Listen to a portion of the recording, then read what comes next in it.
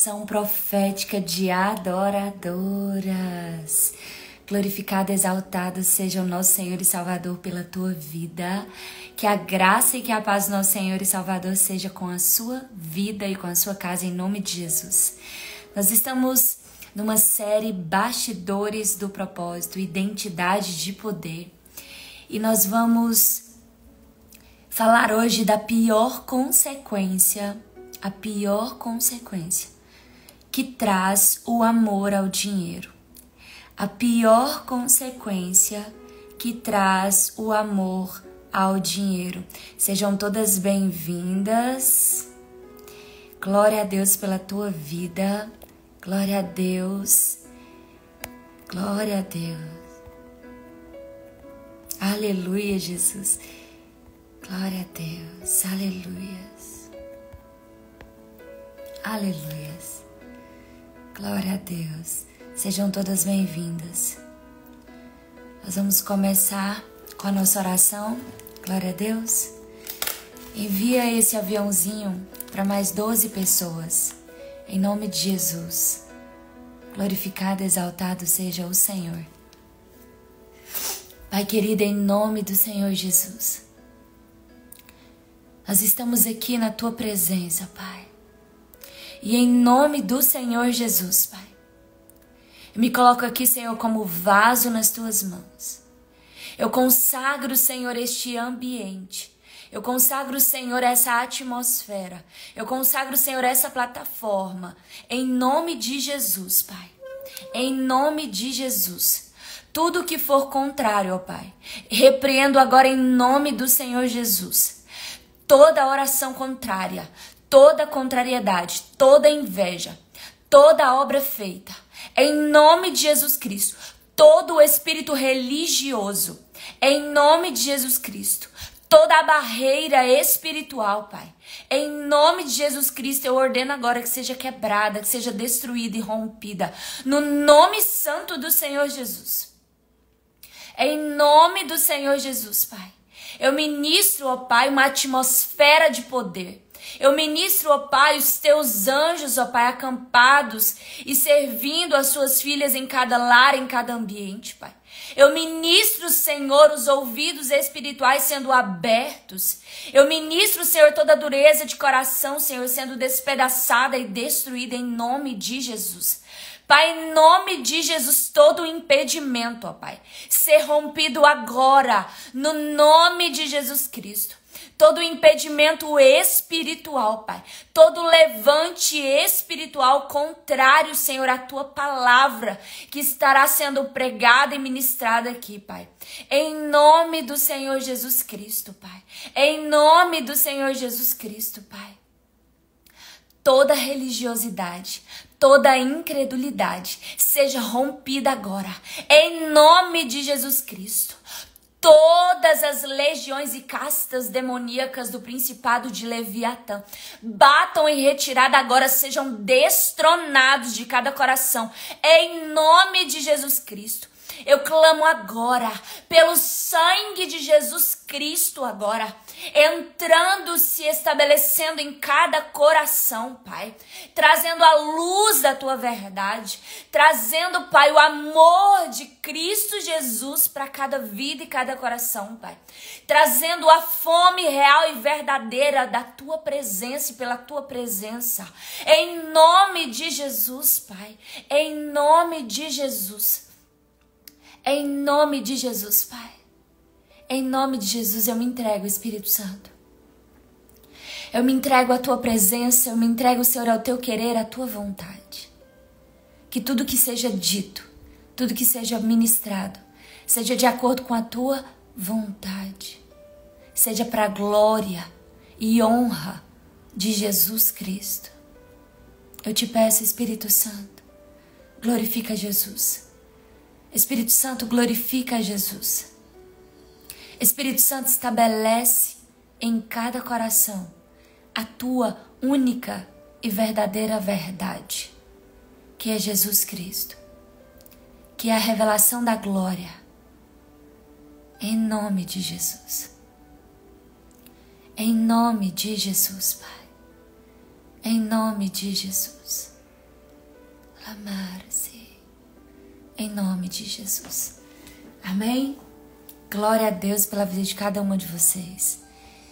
Liliane, Karine, Líbia, Kátia, Rúbia, glória a Deus pela vida de cada uma de vocês, amém? Deus é bom o tempo todo, glória a Deus. A palavra do Senhor hoje ela é bem confrontante. E a primeira pergunta já está aí como título. Você consegue imaginar qual é a pior consequência? A pior consequência do amor ao dinheiro? Seja bem-vinda, Ponciana, Silvia, glória a Deus. A pior consequência do amor ao dinheiro. Quem aí consegue imaginar? Coloca no chat o que você acredita. Um magnífico dia. Qual é a pior consequência de amar ao dinheiro? De buscar acumular os bens materiais, de amar e buscar e gastar sua vida buscando e ajuntando os bens materiais dessa vida. Qual é a pior consequência? E aí me vem uma outra pergunta que o Espírito Santo me fez. Qual é o preço de amar ao dinheiro? Qual é o preço de amar ao dinheiro? Porque existe um preço, o chamado ele tem um preço. Qual é o preço do chamado? Qual é o preço de amar ao dinheiro? Deus errado, consequências erradas, a perda da presença, a ausência da presença, uau. Tudo isso realmente, é esse aí o cenário. O Deus errado, as consequências erradas e o pior de tudo é a perda da presença. Só que o pior de tudo é que quando se ama ao dinheiro, tem algo que acontece que é a pior coisa, porque quando acontece essa pior coisa, essas demais coisas aí, elas são exaurimento. Vocês vão lembrar dessa palavra, vocês vão lembrar de mim, exaurimento. Porque é um desenrolar da pior consequência. E a pior consequência é que eu vou só fazer uma breve recapitulada. É que se o dinheiro para mim é resultado para a carnalidade é dinheiro. Se eu acredito que dinheiro é resultado, eu vou buscar com todas as minhas forças, com toda a minha vida, com todo o meu vigor, eu vou buscar tudo que estiver relacionado para que eu possa ajuntar os tesouros e os bens materiais. Só que em contrapartida, eu deixo de buscar o reino de Deus. E aí, o Espírito Santo está me lembrando aqui de algo que eu ouço falar e isso para mim é muito forte e você vai entender. Eu ouvia e eu ainda ouço pessoas dizerem assim, e aí nunca vocês vão me ouvir falar e dar exemplo a respeito de ímpio, porque eu falo para a igreja, tá? Eu falo para a igreja de Cristo. O Senhor me chamou para falar à igreja, tá? E aí o Senhor, Ele estabelece o reino. E aí nós temos uma tendência. Veja se você já ouviu falar ou se você mesma já falou isso. Olha, minha vida ministerial, minha vida secular.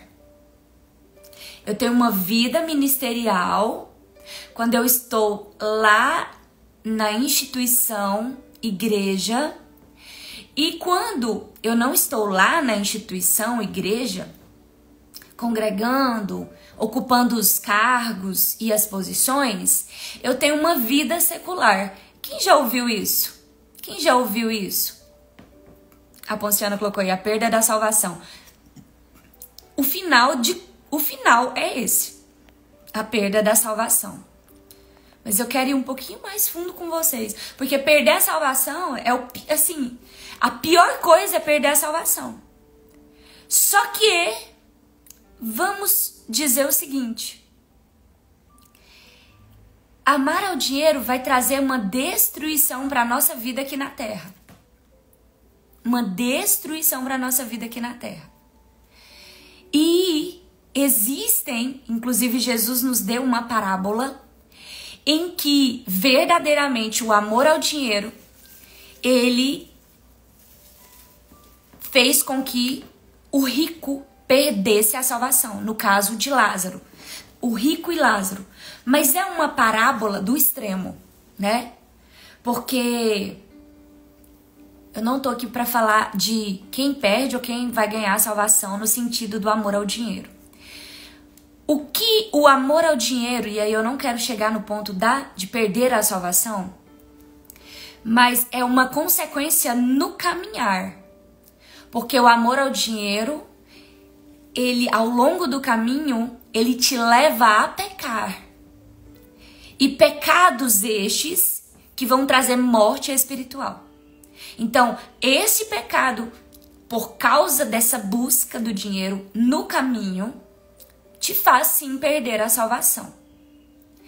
E aí, se você tá aqui e não ouviu as outras ministrações, eu peço assim, amor que você tenha consigo mesma, para que você não fique aflita, porque eu expliquei nas lives passadas o que é o amor ao dinheiro e o que não é o amor ao dinheiro. Então, o amor ao dinheiro não é ter dinheiro e nem não ter dinheiro. Só que aí entra algo. Me ajuda aqui no raciocínio, só para você entender essa introdução. Se eu não busco as coisas do reino e eu busco somente as coisas carnais e materiais, eu abro mão de buscar ser. Escreve assim, ser espiritual. Ser espiritual. Eu sou um ser espiritual. Escreve no chat. Eu sou um ser espiritual. Eu sou um ser espiritual. E você só vai ser e viver como um ser espiritual quando você começar a buscar o reino de Deus e a sua justiça. Você não tem possibilidade de você separar minha vida ministerial, minha vida espiritual, colocar a sua vida espiritual como uma área da sua vida. Ah, não, a minha vida espiritual, tá muito mal. Como que eu faço para eu melhorar a minha vida espiritual? Como que eu faço para eu melhorar a minha vida espiritual aqui, ó? Como uma micro área da sua vida aqui, sabe? Como uma ilhazinha da sua vida. Não, a sua vida espiritual não é uma ilha isolada da sua vida. E enquanto a sua vida espiritual for tratada como uma ilha isolada na sua vida, você sempre vai ter uma vida secular e uma vida espiritual. Só que não é possível servir a dois senhores ao mesmo tempo. Ou você busca o reino enquanto você vive, ou você busca a coisas dessa terra enquanto você vive. Por quê? Porque o que vem primeiro é fundamento, é alicerce. O que vem primeiro é fundamento, é alicerce. A sua vida espiritual é quem você é. É quem você é. A minha vida espiritual, escreve assim. Por que é importante você escrever no chat? Primeiro que isso vai reforçar. Primeiro que isso vai se estabelecer na sua mente. Segundo, o algoritmo ele entrega esse conteúdo para mais pessoas. A sua vida espiritual é quem você é sobre quem você é. E buscar o reino de Deus é uma questão de vida ou morte. É uma questão de vida ou morte. E é incrível, porque a consequência de não buscar o reino, de não se estabelecer o seu ser, a sua identidade, é exatamente perder riquezas materiais e perder dinheiro. E é isso que nós vamos ver, esse contraponto. Olha, resultado para mim é dinheiro. Eu sou carnal e eu busco as coisas materiais. Afinal, ninguém vive nessa terra sem dinheiro. Afinal, ninguém vive nessa terra sem fazer uma faculdade. Afinal, ninguém vive nessa terra só da Bíblia. Não, ninguém vive. Então eu preciso de todas essas coisas como eu fiz. E tá tudo certo. Foi o quê? É esterco. É adubo.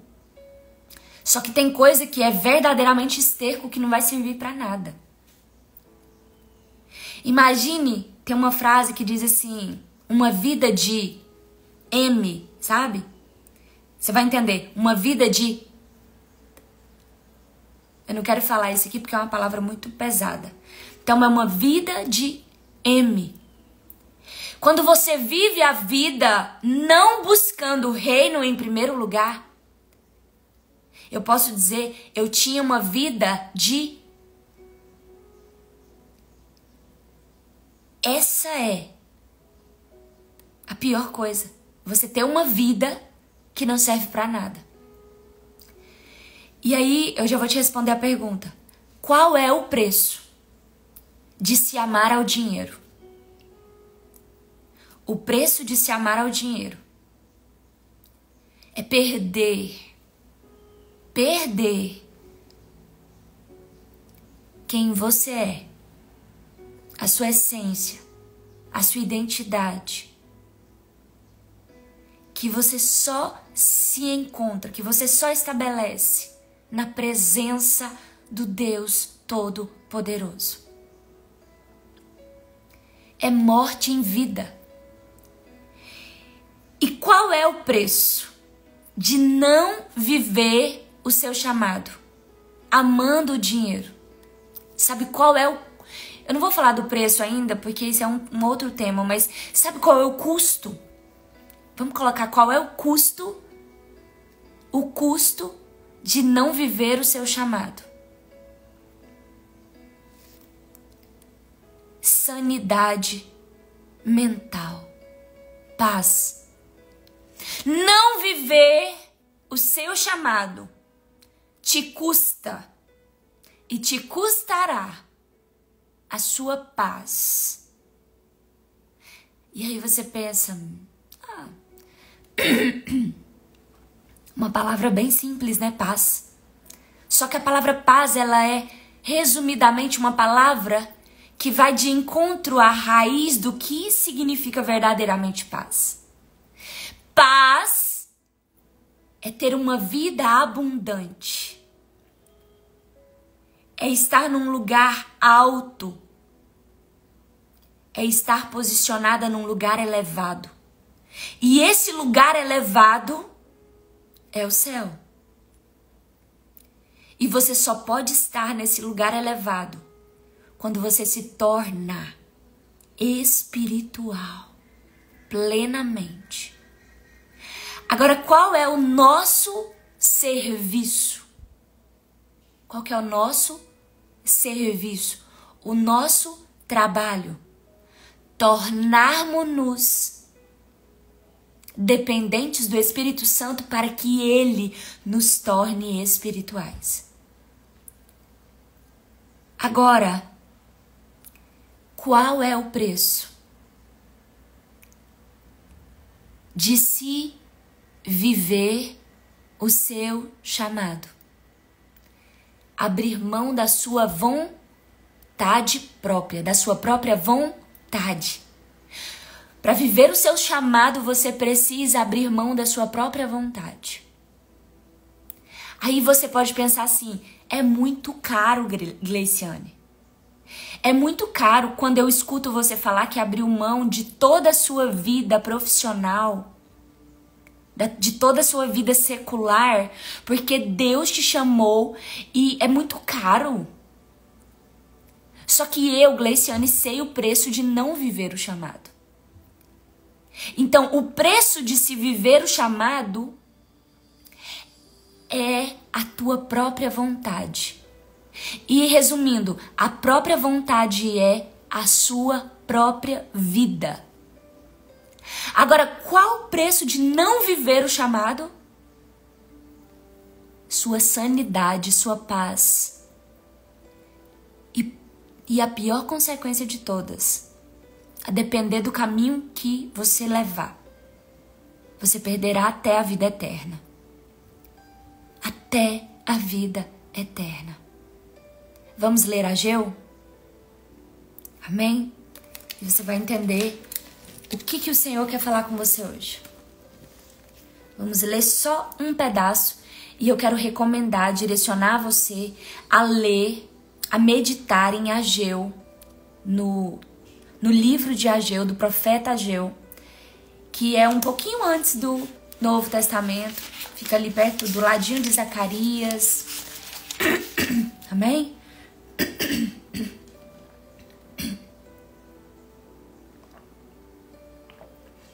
Quem tava no culto ontem? Como que ficou a cabecinha de quem tava no culto ontem? Amém? Glória a Deus. Vamos ler a palavra. A palavra do Senhor diz assim: no segundo ano do rei Dário, no 6º mês, no 1º dia do mês, veio a palavra do Senhor por meio do profeta Ageu a Zorobabel, filho de Sealtiel, governador de Judá, e a Josué, filho de Josadaque, o sumo sacerdote, dizendo: assim fala o Senhor dos exércitos, dizendo... Eu quero que você que está anotando, anote essa palavra.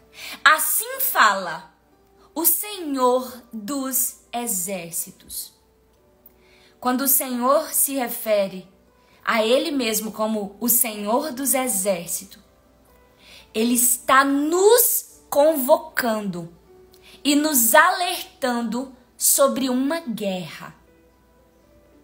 Sobre uma guerra que precisa ser batalhada e vencida. Aí ele continua: este povo diz, o tempo ainda não é chegado, o tempo em que a casa do Senhor deve ser edificada. Então veio a palavra do Senhor por meio do profeta Ageu, dizendo: acaso é tempo para vós habitardes nas vossas casas forradas, e esta casa fica deserta? E agora, portanto, diz o Senhor dos exércitos: considerai os vossos caminhos. Caminhos quer dizer decisões, pensamentos, direções, alvos. Tendes semeado muito e recolhido pouco. Vós comeis, mas não tens o suficiente. Bebeis, mas não estais cheios de bebidas. Vestivos, mas ninguém se aquece. E o que recebe salário, recebe-o para colocá-lo em um saco furado. Assim diz o Senhor dos Exércitos: considerai os vossos caminhos. Subi ao monte e trazei madeira, e edificai a casa, e me agradarei nisso, e serei glorificado, diz o Senhor. Vós esperastes o muito, e eis que veio a ser pouco. E quando o trouxestes para casa, eu soprei sobre ele. Por quê? Diz o Senhor dos Exércitos. Por causa da minha casa, que está deserta, e cada homem corre à sua própria casa. Portanto, o céu sobre vós retém o orvalho, e a terra detém os seus frutos. Esta é a palavra do Senhor. E você vai ler todo o contexto e você vai entender que Deus, literalmente, ele reteve o orvalho, ele reteve a chuva para que os campos não dessem seus frutos. Qual que é o contexto em que a profecia de Deus vem ao profeta Ageu? A palavra de Deus vem num contexto em que o povo de Deus havia saído do cativeiro babilônico. E aqui, depois que o povo sai do cativeiro babilônico, o povo começa a buscar os seus próprios caminhos e correr a sua própria casa, viver a sua própria vida, cuidar dos seus próprios interesses. E o povo começou porque o coração desse povo era um coração endurecido e um coração em que o altar de Baal era estabelecido, em que o amor ao dinheiro era muito forte. E aqui Deus diz, é justo, é certo você morar em casas de puro linho, casas adornadas, e você ter seus palácios, né? Você conquistar todas as coisas da terra, e a minha casa tá deserta, a minha casa tá destruída. E aqui, você vai dizer assim, Gleiciane, mas aí o Senhor estava falando do templo que havia sido destruído lá em Jerusalém. Você acha mesmo que literalmente, de maneira profunda, Deus estava falando do templo, de um templo feito de pedras? Aí eu quero que você... Vou ler um versículo aqui para você, onde fala quem nós somos. Portanto, já não são estrangeiros nem forasteiros, mas concidadãos dos santos e membros da família de Deus, edificados sobre o fundamento dos apóstolos, tendo Jesus Cristo como pedra angular, do qual todo edifício é ajustado e cresce para tornar-se um santuário no Senhor. Nele também estão sendo edificados juntos para se tornarem morada de Deus por seu Espírito. Veja que no início nós falamos que eu sou espírito. Você é um ser espiritual. Só que o seu espírito, ele é morada, ele é templo. O seu espírito é morada de quem? Do Espírito Santo. Aqui, nesse contexto, eles passaram 17 anos buscando, vivendo a sua vida, enquanto o templo, e ali o templo era o templo físico, só que Deus, ele não traz a profecia e ele fala apenas ali do templo físico. Ele está trazendo também, ele está apontando para quando Jesus viesse, como veio, e ele diz que a glória da segunda casa seria maior que a da primeira. E o povo estava preocupado com a glória da terra, com a glória das coisas terrenas.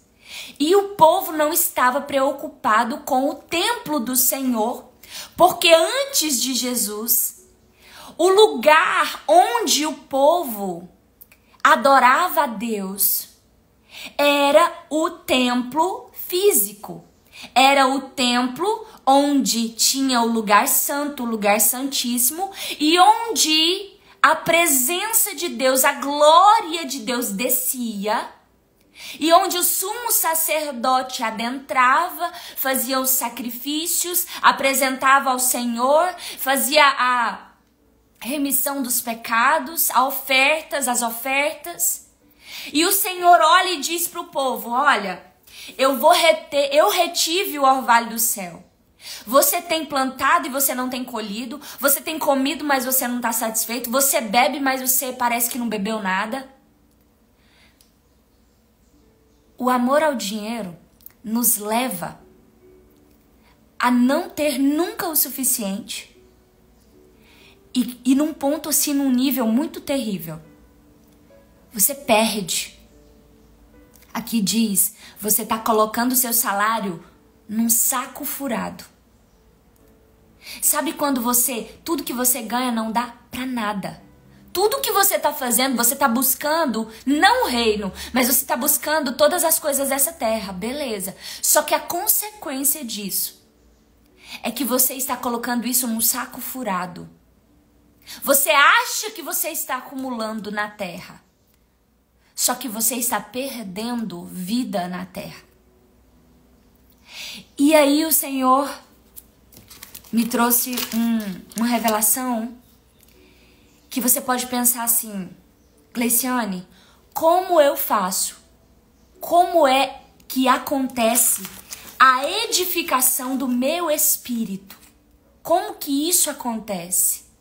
Como que eu consigo entender a edificação do meu espírito? Porque a Bíblia diz que, aqui ó, no versículo 9 diz: subi ao monte e trazei madeira e edificai a casa, e me agradarei nisso e serei glorificado nisso. E quando eu li essa parte onde diz suba ao monte e trazei madeira, é tão forte que a madeira, ela quando queimada, quando totalmente carbonizada, exatamente ela se torna um carbono. E carbono é o que a minha carne, a sua carne é quando ela se deteriora. Quando ela volta pro pó, ela é carbono. E aí o Espírito Santo me lembrou de algo. Ele disse assim para mim: o templo do Senhor, ele é edificado à medida em que o templo, o primeiro tabernáculo, ele é destruído. E lembra que nós falamos agorinha qual é o preço de viver o chamado? É abrir mão da sua própria vontade. Quando a sua carne quando o templo, esse templo que é a sua carne, esse aqui é chamado primeiro tabernáculo. Quando o primeiro tabernáculo, ele é destruído, ele revela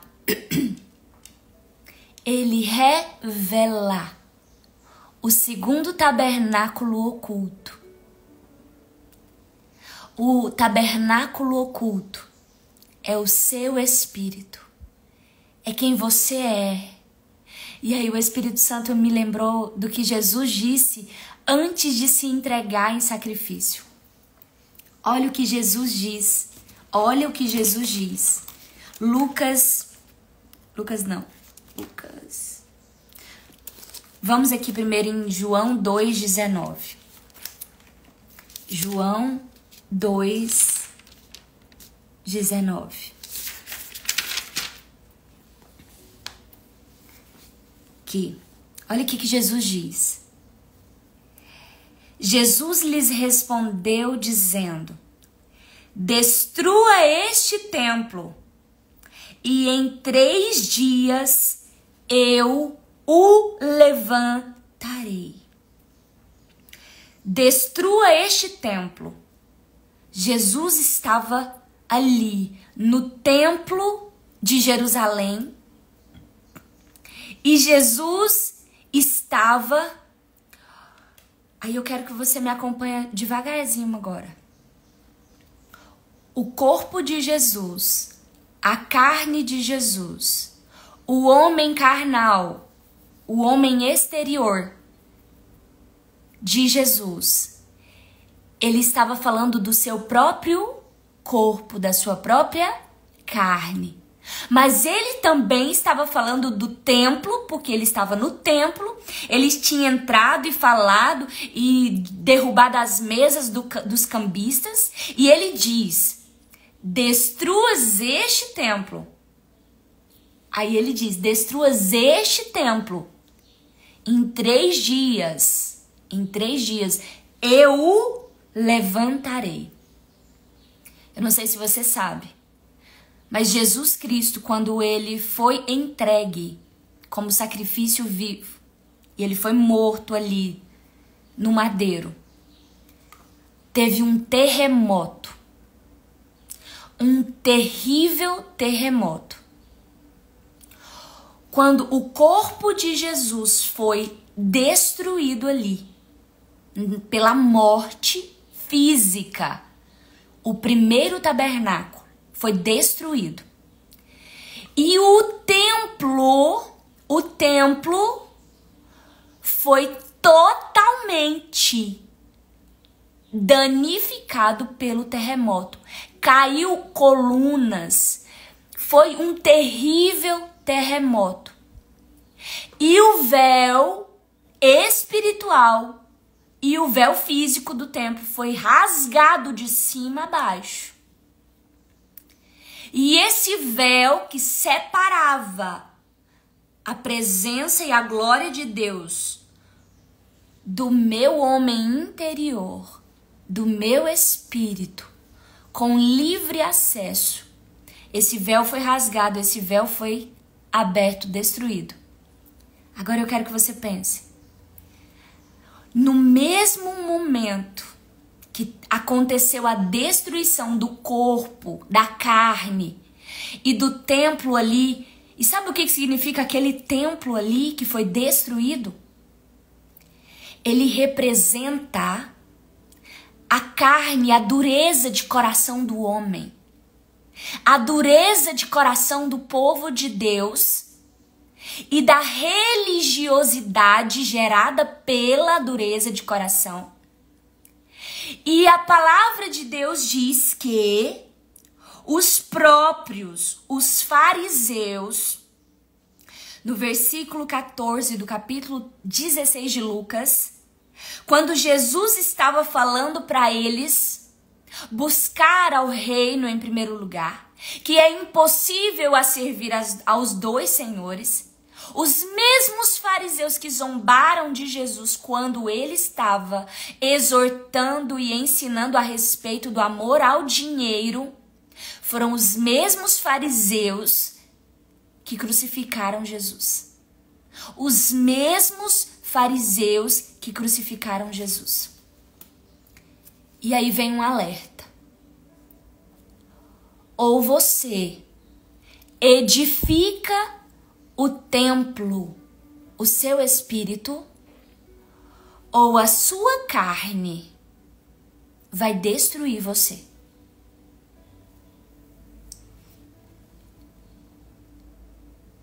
Ou não existe meio termo. Ou você edifica o seu espírito no Senhor, ou a sua própria carne, a sua própria vontade vai destruir você. Sabe por quê? Porque a carne destrói a sua identidade. Porque a carne, o homem carnal, ele destrói aquilo que é espiritual. Porque a carne, ela ama o dinheiro. Ou você destrói a carne e destrói juntamente com a carne o altar de Baal. Ou essa carne vai destruir quem você verdadeiramente é.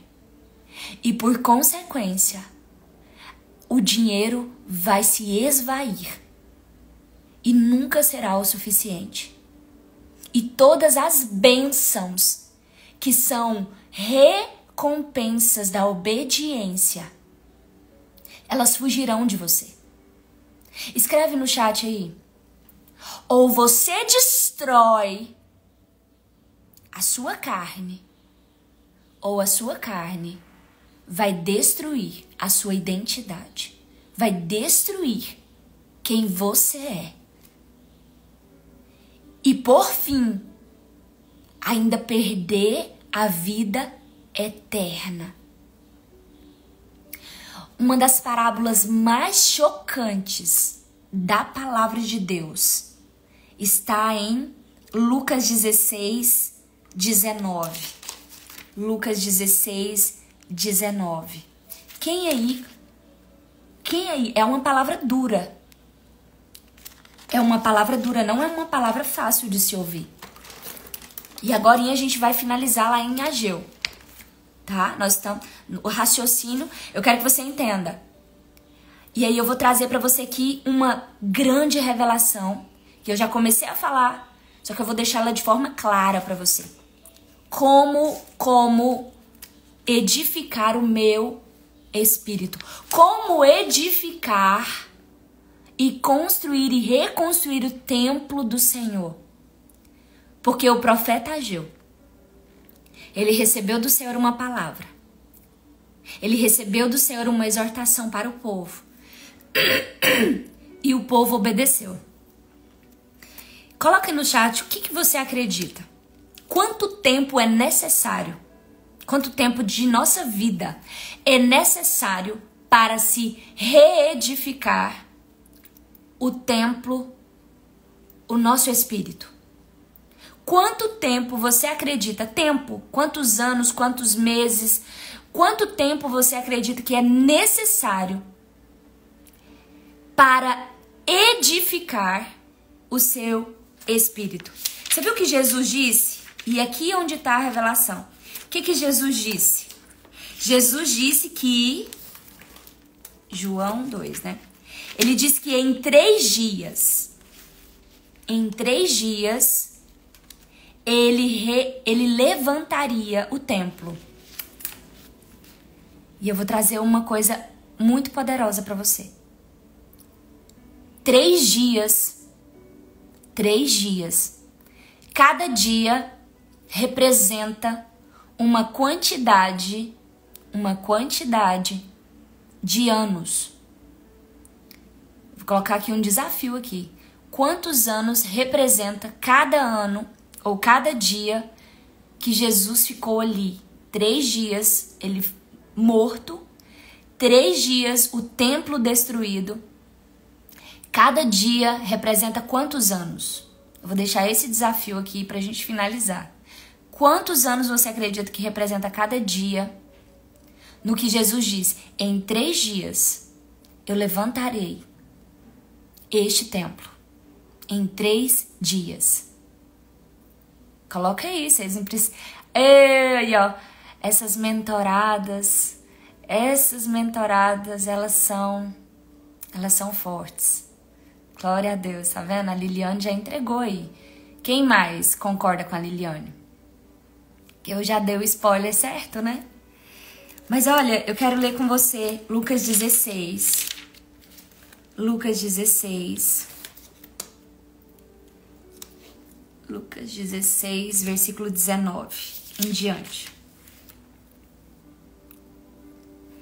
Havia um certo homem rico que se vestia de púrpura e de linho finíssimo, alegrando-se diariamente. Eu quero que você anote essa referência, porque ela está conectada com a profecia de Ageu, tá? Ela está muito conectada com a profecia de Ageu. E a consequência, pior consequência de buscar as coisas dessa terra é que no caminho você perde até a sua salvação. Você perde até a sua vida eterna. Muita gente utiliza-se essas parábolas para dizer que é pecado ter dinheiro. E vocês aprenderam que não é nada disso. Que não é nada sobre o dinheiro em si. Mas é o propósito do coração. A intenção do coração. E tem algo que eu recebi de pergunta, que eu tô me lembrando aqui, da nossa última live. E eu quero que você me lembre aqui, deixa eu anotar aqui, sobre o que eu falei do atributo que o homem carnal, ele recebe. E esse é um atributo que é um atributo de Deus, que eu falei lá em Gênesis capítulo 3. Lembra? Vou trazer explicar, finalizar com essa resposta muito forte. E eu falei da própria vontade, né? Então eu vou falar agorinha. Mas vamos ler aqui. Havia um certo homem rico que se vestia de púrpura e de linho finíssimo, alegrando-se diariamente no seu luxo. E havia um certo mendigo chamado Lázaro que foi colocado em seu portão cheio de feridas. E desejava ser alimentado com as migalhas que caíam da mesa do rico. Além disso, cães vinham lamber-lhe as feridas. E aconteceu que o mendigo morreu e foi levado pelos anjos para o seio de Abraão. E o homem rico também morreu e foi sepultado. E no inferno, ele ergueu os olhos, estando em tormentos, e viu ao longe Abraão e Lázaro no seu seio. E ele gritando disse: Pai Abraão, tem misericórdia de mim e envia Lázaro para que ele possa molhar a ponta do seu dedo na água e refrescar a minha língua, porque eu estou atormentado nesta chama. Mas Abraão disse: Filho, lembra-te de que em tua vida tu recebestes os teus bens, e Lázaro de igual modo as coisas ruins. Mas agora ele é confortado e tu atormentado. E além dessas coisas, está posto um grande abismo entre nós e vós, de modo que os que quiserem passar daqui para vós não poderiam, nem tampouco os de lá passar para cá. Então ele disse: Eu suplico, pois, ó Pai, que tu os envies à casa de meu pai, porque eu tenho 5 irmãos, para que lhes dê testemunho, para que eles não venham também para este lugar de tormento. Meu Deus, que palavra! Agora, olhando para Ageu, vamos olhar para o rico. Ele edificou e ele fez exatamente edificou e adornou a sua casa, e ele tinha todas as suas posses, todos os seus bens, e ele acumulou todas as coisas dessa terra. Só que Lázaro, por fora ali, é uma parábola que Jesus contou. Mas Lázaro, por que Lázaro foi colocado no portão do rico? Para que o rico olhasse para Lázaro e visse como estava o seu espírito. Lázaro, o homem exterior de Lázaro era todo doente, todo leproso ali. Ele tinha tanta ferida que os cães lambiam. Sabe quem são os cães? São os demônios. São os espíritos imundos. E sabe essas feridas que o rico via em Lázaro? Eram todas as feridas que havia dentro do rico. Todo rico guarda feridas. E essas feridas não saradas, não curadas, são alimentos para espíritos imundos se alimentar. Aqui eu estou trazendo uma revelação. Só que, quem era Lázaro? Lázaro era um homem que o coração dele era um coração cheio do temor de Deus. Lázaro, o homem exterior de Lázaro, era um homem exterior destruído, doente. Mas o homem espiritual que Lázaro era, o rico não podia ver. Mas Deus via, Deus vê, Deus conhece. E o homem espiritual de Lázaro, edificado para a glória de Deus, ele foi morar e ter o seu descanso na sua morada eterna. E o rico, que o seu homem exterior era pomposo, era luxuoso, era belo, tinha um espírito morto, um espírito desprovido da glória, da presença do Deus Todo-Poderoso. Eu sei bem o que é viver por fora uma bela viola e por dentro, a Bíblia diz, como um sepulcro caiado, como um sepulcro. Sepulcro é lugar de morte. E lugar de morte só tem lugar e espaço para espíritos imundos. Quando o Senhor, ele traz essa profecia para o povo de Deus, ele diz: a minha casa está deserta. A minha casa, por causa da minha casa que está deserta. Essa vida na terra, ela só tem sentido e ela só tem valor para ser vivida se você viver aqui nessa terra, no maior desafio, no maior jogo, no maior desafio da sua vida, que é abrir mão da sua própria vontade para viver a vontade de Deus. E aí eu quero relembrar você do atributo que o homem carnal ele adquire de Deus quando Adão peca lá no Éden. Eu vou trazer aqui essa finalização que eu disse para você da revelação.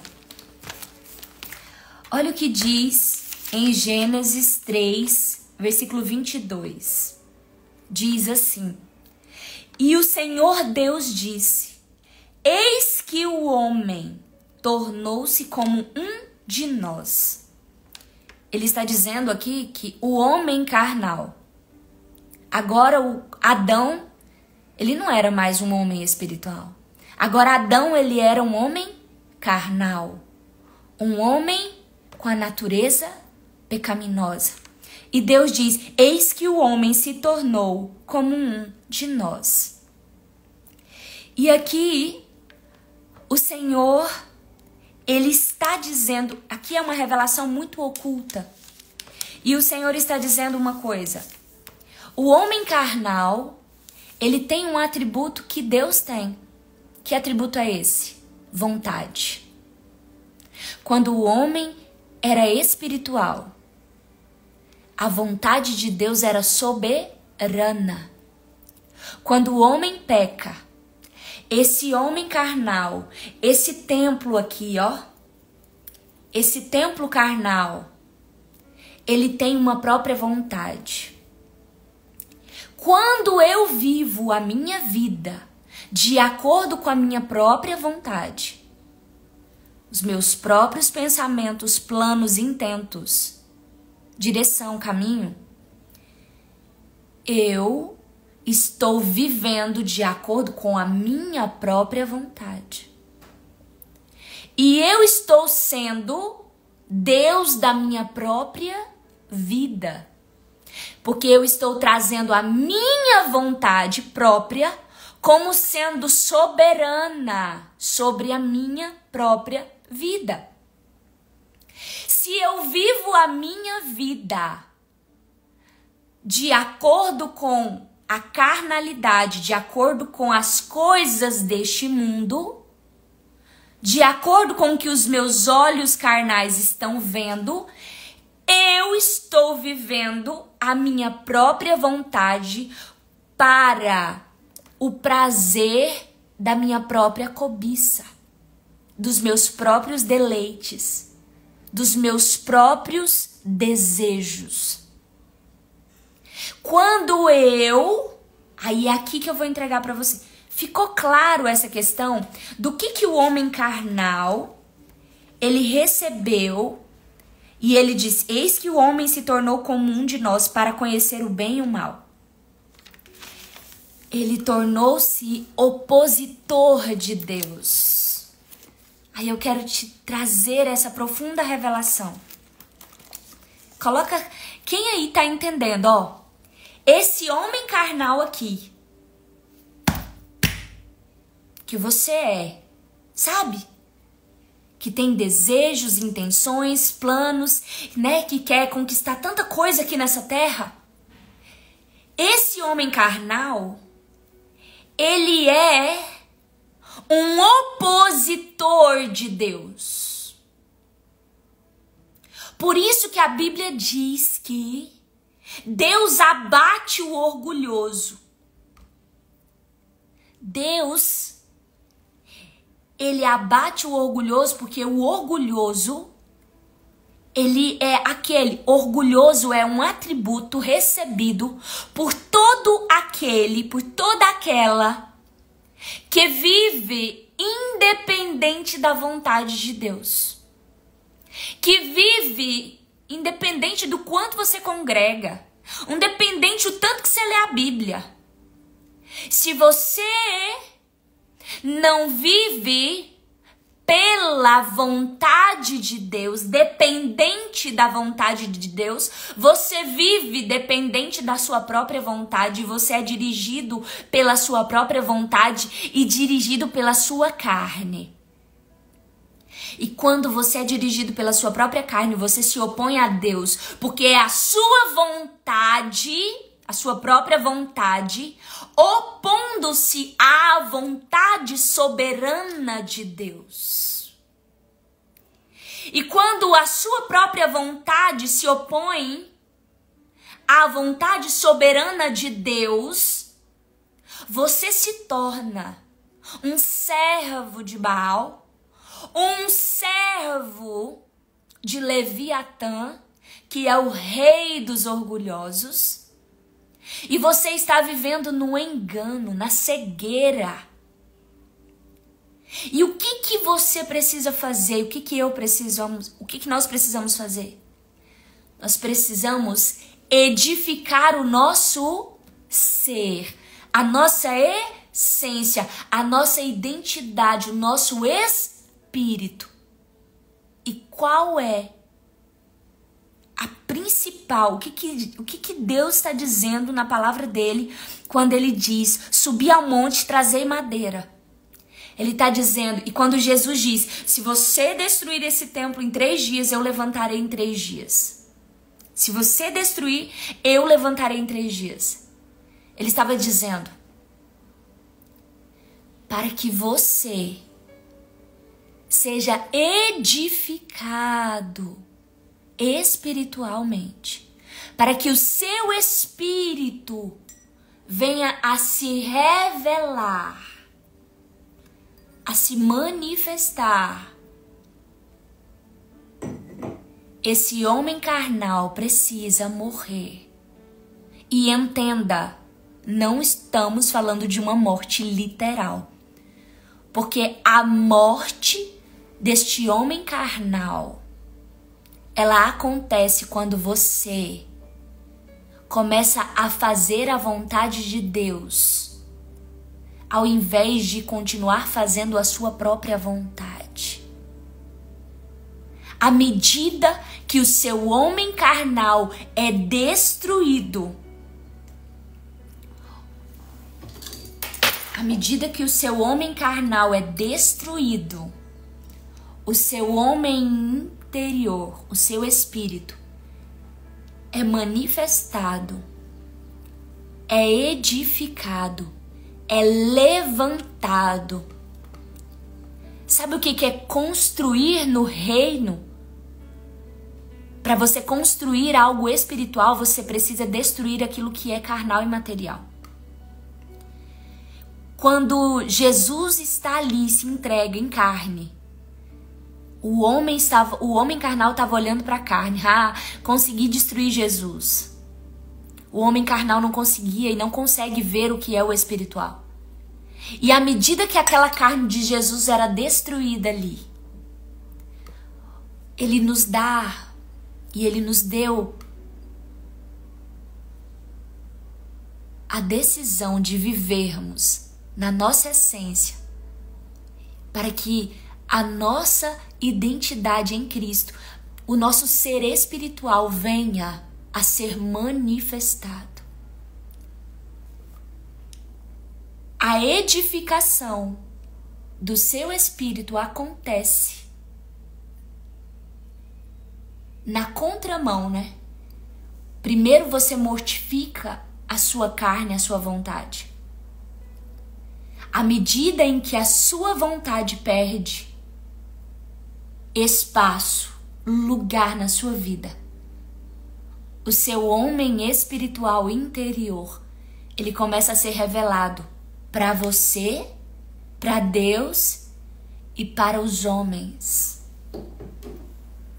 Jesus disse, eu não vim para fazer a minha própria vontade, mas a vontade do Pai. Quem Jesus estava revelando? Quem ele era? O seu espírito. Escreve aí no chat. Eu me torno espiritual na medida que a minha carne morre. Eu me torno espiritual na medida que a minha carne morre. A maneira mais poderosa de mortificar a nossa própria carne é abrir mão da nossa própria vontade. E existem ferramentas, armas espirituais que nos auxiliam nesse processo, que é, por exemplo, o jejum. Você abre mão da sua vontade pelo alimento em determinado período. e você começa a mortificar a sua própria carne. Eu me torno espiritual na medida em que a minha carne morre. Eu me torno espiritual na medida em que a minha carne morre. Ah, então, como é que eu faço para edificar o templo do Senhor, que é a habitação do Espírito Santo? Essa carne precisa morrer. Essa vontade que você tem de tanta coisa na terra precisa morrer para que você viva, para que você dependa,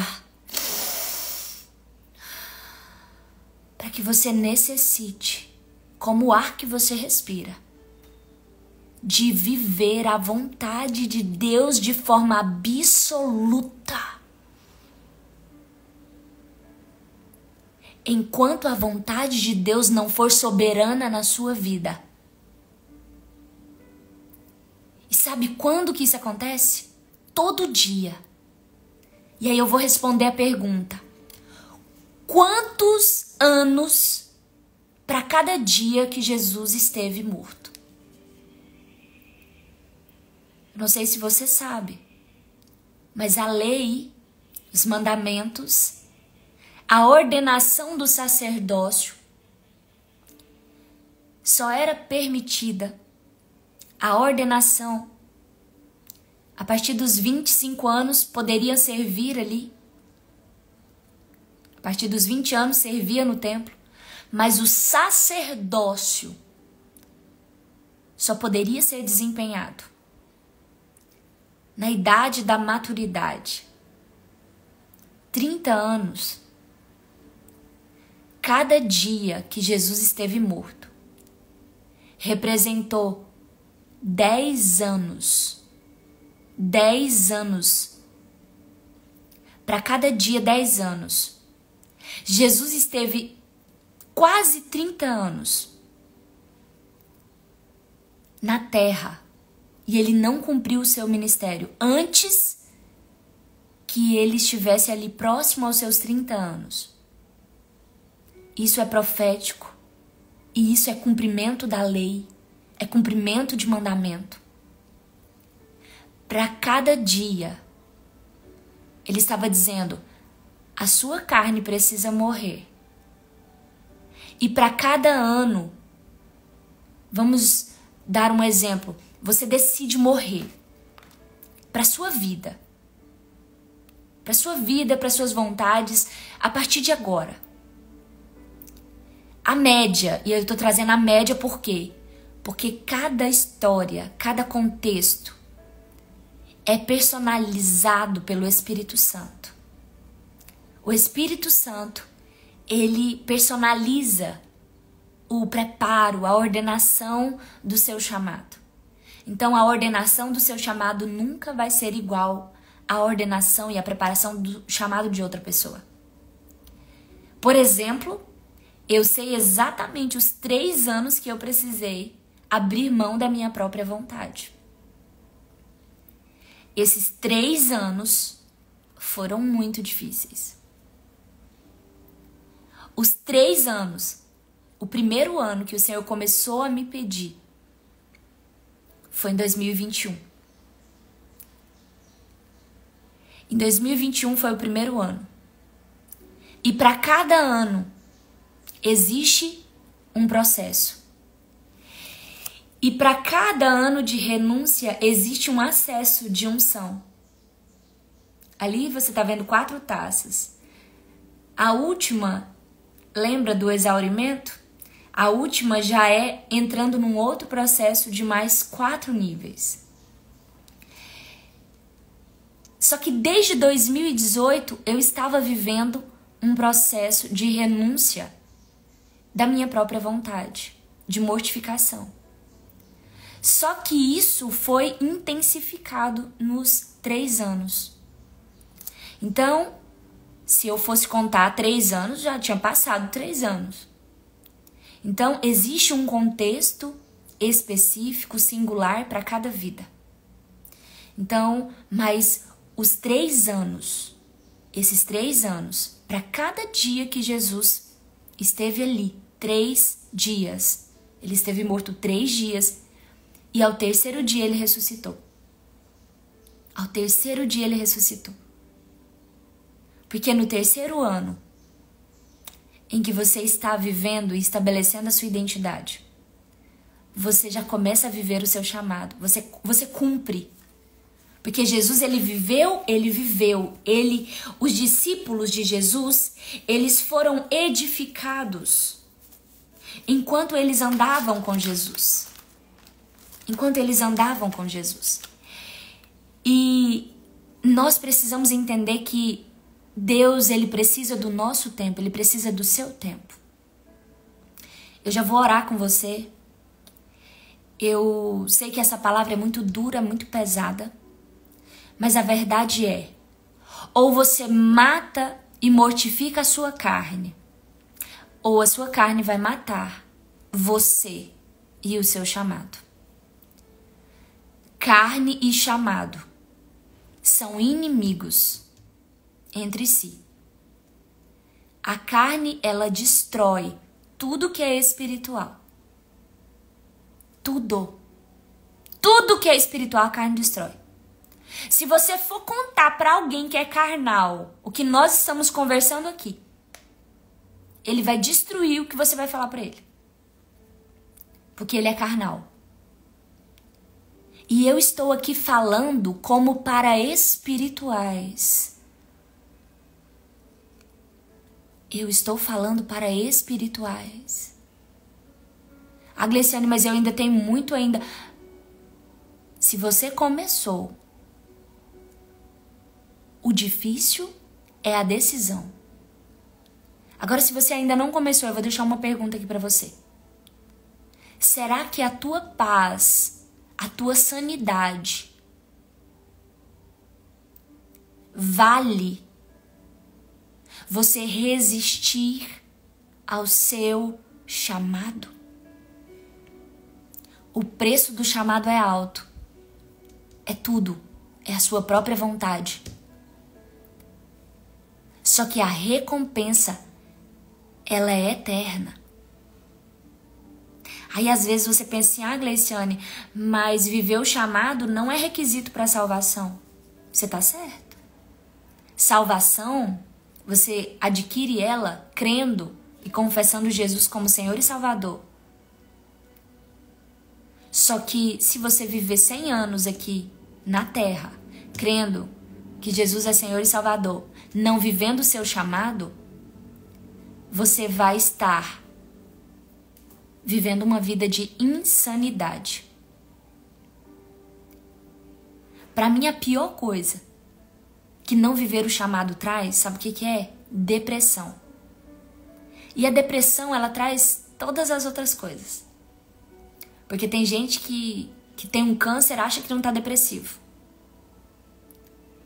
Se eu for investigar espiritualmente, for analisar, você vai descobrir que tem uma depressão que veio. O câncer, ele sempre, um problema físico grave, uma doença grave, ele sempre vem como uma consequência. Uma exposição de algo que já tava, sabe assim, o negócio tava doente e agora explodiu.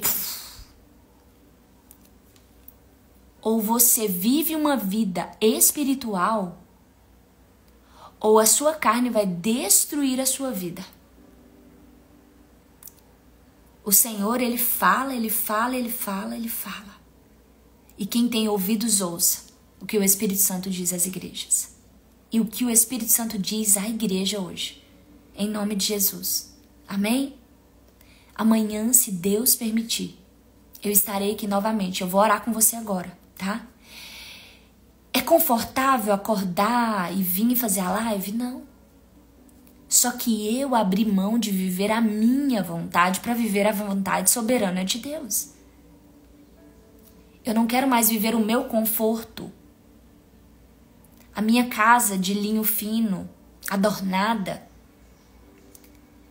Eu quero que a minha vida seja instrumento para adornar e edificar os templos que ainda estão destruídos. Foi para isso que o Senhor me chamou. Para levantar os templos destruídos. Aí você pensa, nossa, Gleiciane, 3 anos é muito tempo. Eu passei 5 anos numa faculdade de Direito, quase 4 anos numa outra faculdade, com mais não sei quanto de pós-graduação. Pra quê? O que eu vou ganhar na eternidade com isso? É muito curto. Só que eu vou te dizer, 3 anos é só o início. É só o fundamento. É alicerce. O melhor está por vir. Sabe por quê? Deixa eu só explicar. Não tem nada na vida mais prazeroso, mais surreal, mais extraordinário do que sentir o poder de Deus e a glória de Deus te tocar na presença dele. Não tem. Não tem. A carne tem muitos prazeres, mas nada é comparável ao prazer de desfrutar das grandiosas revelações que o Espírito Santo traz para o seu espírito. Em nome de Jesus. Amém? Vou orar por você. Glória a Deus. Quem aí tá com a cabeça fritando, fervendo, como diz a Ponciana, com aquela cabecinha? Coloca aí, Ponciana. Eu vou orar por você nessa hora. Amém? Quem aí decide? Eu decido viver uma vida espiritual. Plenamente espiritual. Eu decido ser plenamente espiritual. Eu decido ser plenamente espiritual. Eu decido viver plenamente espiritual. Porque a pior consequência é você achar que você tá ganhando nessa vida, mas na verdade você tá perdendo nela. Você tá perdendo nela. Amém? Senhor, meu Deus e meu Pai, em nome do Senhor Jesus, eu despeço, Senhor, as tuas filhas, os teus filhos, e eu ministro sobre elas, ó Pai, sobre eles, a tua paz, o teu entendimento, o teu temor, a tua força. Abra os olhos das tuas filhas, dos teus filhos, para que eles possam ver e contemplar as grandiosas riquezas do teu reino e a grandiosa recompensa eterna de buscar e viver o teu reino. Espírito Santo, dê a eles entendimento, dê a eles consolo, dê a eles direção, Espírito Santo. Dê a eles a revelação de Jesus Cristo. Eu te peço, Espírito Santo, que eles possam experimentar a glória, o poder, a presença, o prazer inefável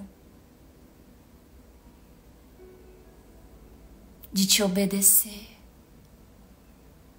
de te amar, de fazer a tua vontade.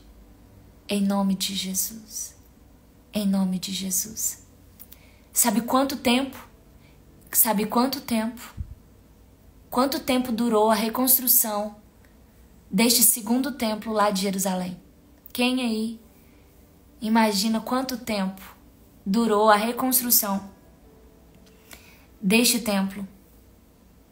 Quanto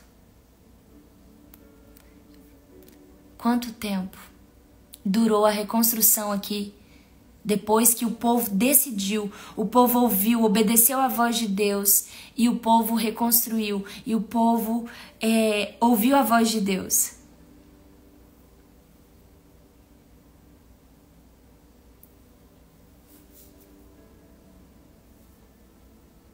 Três anos.